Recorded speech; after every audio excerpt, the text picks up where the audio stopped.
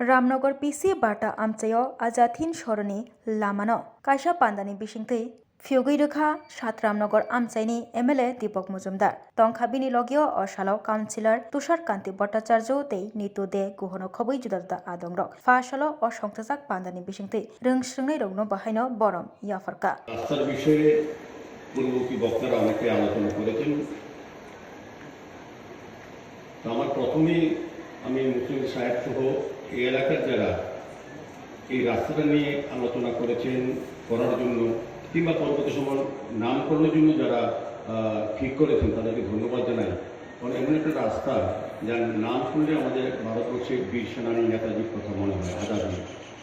এটা একটা বিশেষ গুরুত্ব যে আপনাদের সিলেকশনের ক্ষেত্রে আপনারা কিন্তু অনেক উপরে চলে গেছে বলবো, অনেকটা বড় মানসিকতা নিয়ে এবং একদম এই রাস্তাটা দীর্ঘদিন ধরে অবহেলিত ছিল, কিন্তু যখন করা হয়েছে তার নামকরণটা কিন্তু এই রাস্তার জন্য সুন্দর হয়েছে, নামকরণটা তার থেকে বেশি সুন্দর হয়েছে আমাদের জন্য। আমি এই কারণে আপনাদেরকে ধন্যবাদ জানাই।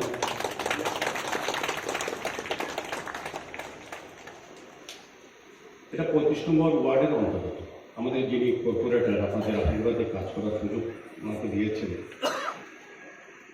তো উনি আমি এই ওয়ার্ডে বিভিন্ন জায়গায় বিভিন্ন সময় বিভিন্ন সামাজিক কর্মসূচি, প্রশাসনিক কর্মসূচি কিংবা রাজনৈতিক কাজেও এই ওয়ার্ডে বিভিন্ন জায়গায় আমি ভিজিট করেছি বা আসার সুযোগ হয়েছে। তো আমি দেখেছি আমাদের ওয়ার্ডে আমরা 3 বছরে আমাদের আগরতলা পৌর নিগম 2021 সালে 8 ডিসেম্বর আমরা আপনাদের আশীর্বাদে কাজ করার সুযোগ পাই বা শপথ নিয়ে কাজ করার জন্য শুরু করেছি কাজ করা।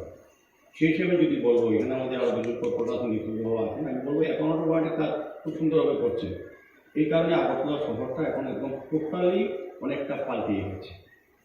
কিন্তু 35 নম্বর ওয়ার্ড আমি বলবো, যেহেতু আজকের এই ওয়ার্ডের এই প্রোগ্রাম, 35 নম্বর ওয়ার্ডে অনেক কাজ হয়েছে, কিন্তু সেরকম বলার চেষ্টা করেছে, অনেক কম বলেছে, অনেক বেশি কাজ হয়েছে। যে দীর্ঘ 25 বছর 30 বছর যে রাস্তা, ড্রেন, নিকাশি ব্যবস্থা, আলোর ব্যবস্থা এবং রাস্তা যেগুলি বলবো সেগুলি সংস্কার উচিত ছিল বা করা হয়নি। তৎকালীন যাদেরকে আপনারা ভোট দিয়ে হোক যেভাবে সমর্থন করেছিলেন, বিশ্বাস করেছিলেন, তারা কিন্তু আপনাদের সমস্যার সমাধান করেননি, আপনাদের উপর আপনাদের বিশ্বাস তারা রাখেননি। আমাদের যে কর্পোরেটর যিনি, যারা আপনাকে 2021 সালে যখন আমার নির্বাচন আগে আমরা বাড়ি বাড়ি প্রচারে গিয়েছিলাম, আমাদের এখানে অনেক লোক আছে যারা তুষারবাবুর পক্ষে বা নিশুদেববাবুর পক্ষে বাড়ি বাড়ি প্রচারে গিয়েছিলেন। তখন বলা হয়েছিল যে আগরতলা পৌর নিগম যদি বিজেপি পরিচালিত পৌর নিগম হয় তবে আপনাদের যে সমস্যাগুলি আছে, আপনাদের বিশেষ করে আপনাদের ওয়ার্ডে, আমি ওয়ার্ডের প্রতি প্রথম বলব, সেই সমস্যাগুলি আমরা সমাধান করব। পাশাপাশি নতুন যে আপনাদের মৌলিক চাহিদা বা সুন্দর পরিচ্ছন্ন পুরো নাগরিক পরিষেবা প্রদানের ক্ষেত্রে বিজ্ঞানসম্মতভাবে আমরা চেষ্টা করব। এখন বিষয় হচ্ছে 3 বছর আমরা অতিক্রান্ত করেছি। এখন আপনারা যারা আছেন, তুষারবাবু বলবেন অনেক কাজ করেছেন, আমি বলবো মেয়র হিসেবে অনেক কাজ করা হয়েছে, কিন্তু আপনারা হচ্ছেন এখানে যারা মঞ্চে আছেন আমরা বাদে, আর আপনারা যারা আমাদের 17 লক্ষ টাকার উপরে 17,31,000 টাকা ব্যয় করে যে রাস্তা তৈরি করা হয়েছে আপনাদের ব্যবহারের জন্য, আপনাদের চলাচলের জন্য, তারই নামকরণ এবং শুভ এই অনুষ্ঠান, এটা আজাদিন সরবি নামে আজকে উদ্বোধন করা হলো, নামাঙ্কিত করা হলো রাস্তা। এই মহতী অনুষ্ঠানে আমাদের মধ্যে উপস্থিত আছেন এই ওয়ার্ডের মাননীয় কর্পোরেটর বা এই পরিমাণে এলিট ক্লাসের যে যারা আজকের অনুষ্ঠানে এসেছেন দর্শকরা বা যারা অনুষ্ঠান সফল করে উপস্থিত হয়েছেন, আমার কাছে খুব ভালো লেগেছে। সত্যি সত্যি খুব প্রশংসার যোগ্য এবং খুব সুন্দর ডিসিপ্লিন ম্যানারে আপনারা অনুষ্ঠানটা শুরু থেকেই এখনও অবধি কিন্তু আপনারা উপভোগ করছেন এবং সহযোগিতা করছেন।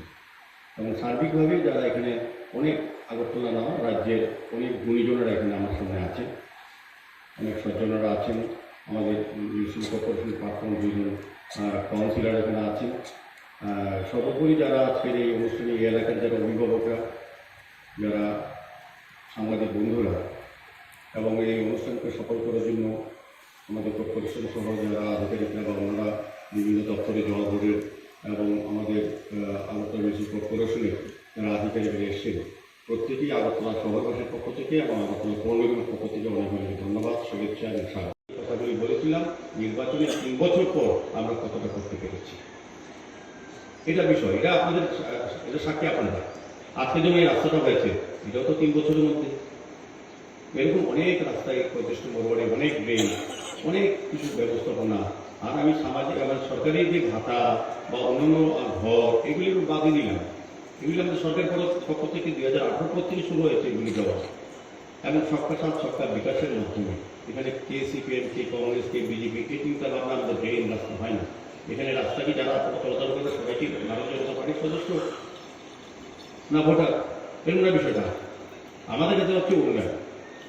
সেক্ষেত্রে আমরা যেখানে প্রয়োজন সে প্রায়োরিটিতে আমরা কাজ করি, সেখানে আমরা জাত পাত ধর্ম রাজনীতি বাবদ দেখি না বলেই আমাদের আপনারা দুবার আমাদের ভারতীয় জনতা পার্টির নেতৃত্বে সরকারকে সুযোগ দিয়েছেন কাজ করার। 2018 এবং 2023 ডক্টর মানিকের নেতৃত্বে সরকার কাজ করার চেষ্টা করছে সব রাজ্য উন্নয়নের সঙ্গে আগরতলা শহর উন্নয়ন হচ্ছে। কাজে 35 নম্বর ওয়ার্ডে আরও কিছু কাজ আমাকে তুষারবাবু বলেছেন, মুসলিম সাহেবও বলেছেন, আগামী প্রজন্মের কাছে তাদের যে কৃতিত্ব, তাদের যে কাজ, এটা তুলে ধরা উচিত। অতীত জানলেই বর্তমানকে এগিয়ে নেওয়া যাবে, ভবিষ্যৎ তৈরি করা যাবে। কাজে সেই লক্ষ্যেই আমাদের পৌর নিগম বিভিন্নভাবে কাজ করছে। এবং আমি সর্বশেষে বলবো, আগরতলা পৌর নিগমে আরও অনেক রকম চিন্তা ভাবনা আছে। আমরা নতুন আগরতলা তৈরি করার চেষ্টা করছি। শুধু আপনাদের সক্রিয় সতর্কতা থাকতে হবে। এই কারণে বলবো, যেহেতু শহরকে পরিচ্ছন্ন একটা বিষয় প্রায় সময় অনেকে বলেন যে আগরতলা শহর খুব সুন্দর হয়েছে, তারপর আমরা বলবো আরও পরিচ্ছন্ন দরকার। যে পরিচ্ছন্ন আমরা করতে পারি না, রাখতে পারি না, এটা কিন্তু আমাদের কারো অসতর্কতার কারণে বা অসচেতনতার কারণে। যত বাড়ির যে আবর্জনা জেনারেটর সারাদিনে, সেটা আমরা বাড়ি কালেকশনের সঙ্গে যুক্ত না হয়ে আমরা ওই ড্রেনে ফেলে দিই। আমাদের সাফাই কর্মী বন্ধুরা যখন সকালে ড্রেনটা পরিষ্কার করে, রাত্রে অন্ধকারে ওই ড্রেনের মধ্যে কিন্তু আবর্জনা ফেলে দেয়। সেই কারণে জলটা জমে যায়, মশার তৈরি হয়, মশার উপদ্রব হয়। মানুষের বলে আগরতলা শহরে মশার উপদ্রব থাকতে পারি না, কারণটা হচ্ছে আমাদের দ্বারা সৃষ্ট সমস্যা। কাজে সেদিক থেকে আমার মনে হয় আপনাদেরও, যেহেতু আমার খুব ভালো লেগেছে, এখানে একটা খুব সুন্দর ব্যবস্থাপনা আছে, একটা ইউনিটি আছে, আমার মনে হলো আপনাদের মধ্যে আলোচনা করে সমস্ত বাড়ির সঙ্গে একটা যোগাযোগ আছে মুসলিম সাহেবদের। আমি মনে হয় এই এলাকায় পরিচ্ছন্ন রাখার ক্ষেত্রেও আমাদের কর্পোরেটরের সঙ্গে পরামর্শ করে আপনারা যদি একটু উদ্যোগ গ্রহণ করেন, আমার মনে হয় যে আরও শহরকে পরিচ্ছন্ন রাখতে পারবো, সুন্দর রাখতে পারবো। সার্বিকভাবে আমরা অনেক ব্যবস্থা করেছি। আগরতলা শহরের মেইন সমস্যা ছিল যেটা জল, বর্ষার সময় বৃষ্টির জল জমতো আগরতলা শহরে। বিশেষ করে যারা এখানে আপনাদের আত্মীয় পরিজনরা আছেন, বনমালীপুর, ধলেশ্বর, শিবনগর এবং জয়নগর, রামনগর ও নিম্নাঞ্চলে অল্প বৃষ্টিতে আগরতলা শহরে 3-4 দিন জল থাকতো। আগরতলা শহরের প্রাণকেন্দ্রে আপনার আড়াইমেচনি, রবীন্দ্রভবন, শকুন্তলা রোড, এগুলিতে 7-8 ঘন্টা জল জমে থাকতো। যান চলাচল ব্যাহত হতো। দোকানগুলি যারা এখানে আছেন তাদের ব্যবসা বন্ধ হয়ে যেত, ব্যবসা করতে পারতেন না। এখন কিন্তু অতি বর্ষণীয়, ফ্লাডের কথা বাদ দিলাম, গত ফ্লাড এটা একটা সময় কোনো কিছু তুলনা হয় না। অতি বর্ষণীয় আগরতলা শহরের প্রাণকেন্দ্রে 2-1টা রাস্তায় 1.5 ঘন্টার মতো জল জমে থাকে। এটার কারণও আমরা যখন পাম্পগুলি, আমাদের ড্রেনেজ পাম্প যদি বামফ্রন্টের পরিচালনা পৌর নিগম ছিল, তখন 12টা ছিল, এখন আমরা 23-এ পৌঁছে গেছি। আমাদের অনেক বিকাশী ব্যবস্থা অনেক উন্নত হয়েছে, অনেক কভার ড্রেন করা হয়েছে, বড় বড় ড্রেন নগরায়ণ দপ্তর থেকে করা হয়েছে। সার্বিকভাবে আমরা শহরের জলটাকে আমরা পাম্প করে সরানোর চেষ্টা করছি। কিন্তু কিছু যখন পাম্পগুলি চালু হয়, তখন দেখা যায় ফিডার ড্রেনগুলির থেকে জল আসে না। কারণটা কি? ওই আমরা যখন প্লাস্টিক এবং আবর্জনা ফেলে রাখি, সেই কারণে কিছুটা ভোগান্তি। সেটাও আমরা চেষ্টা করছি নতুন উপায়ে। আমরা 3টা আরও ড্রেনেজ আমরা পাম্প আরও বসাবো, একটা কৃষ্ণনগর সৎসঙ্গ আশ্রমের সামনে, একটা রামনগর 4 নম্বর মসজিদে 8টায়, আর একটা আমরা শকুন্তলা রোডে আবার বসাবো, যাতে জল যন্ত্রণা থেকে মানুষ রিলিফ পায়। আমাদের সরকার 2018 আগে আমাদের দলের পক্ষ থেকে বলা হয়েছিল, যদি আমাদের বিজেপি সরকার হয় রাজ্যে, তবে আগরতলা শহরবাসীকে জল মুক্ত করা হবে।